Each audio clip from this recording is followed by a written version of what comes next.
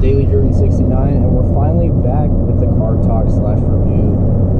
Sorry for the tank top and lots of skin showing. I'm heading to a swim park right now. Anyways, we're gonna try and get this channel back on track for good. We want to start making videos now it's summer and we have time. So we're just gonna have fun with it, make some videos. Hopefully you guys enjoy them. So what I'm gonna talk about right now is we'll do the Hellwig Sway Bar review. So I installed the Hellwig Sway Bar, I'd say about 4 or 5 months ago. I heard a lot of good things about it because Excursions from the factory, they're really jelly-like when you turn. They have a lot of body lean, just because they have a lot softer springs in the rear compared to a Super Duty to make it ride a little bit nicer, which in reality it kind of screws it up because they're so plush, like they're too squishy, if you get what I'm saying. So it rolls and bounces a lot, and it's a heavy vehicle, and it's SUV, so it's kind of top heavy, so it rolls a lot when you're in the turns. So there's no sway bar in the rear from the factory. There is one in the front. So I got the Hellwig, very good quality. It looks like when we installed it, it looked very good. The instructions are pretty bad, so be prepared for that. Most of it's self-explanatory. But yeah, we got it all set up.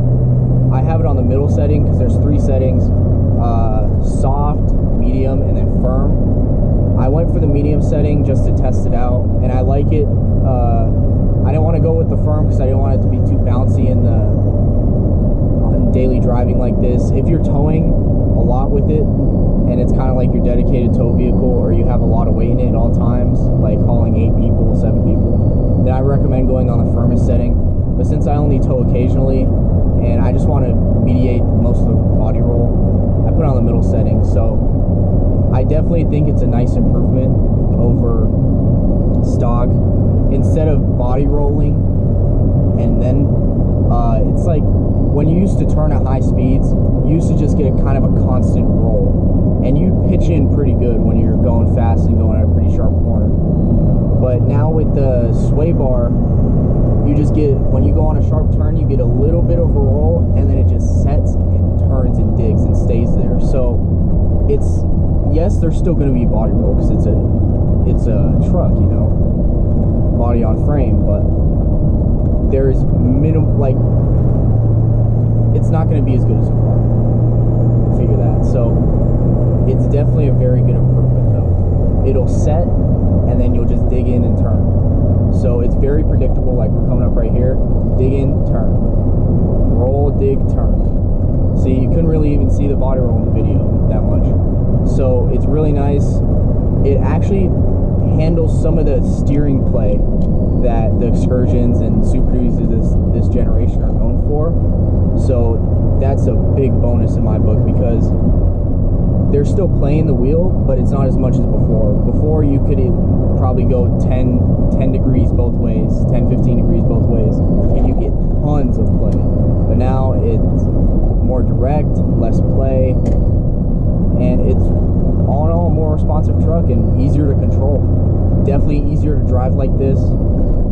So would I recommend it? Would I buy it again? I would 100% buy it again. I wish we'd done this so many years ago.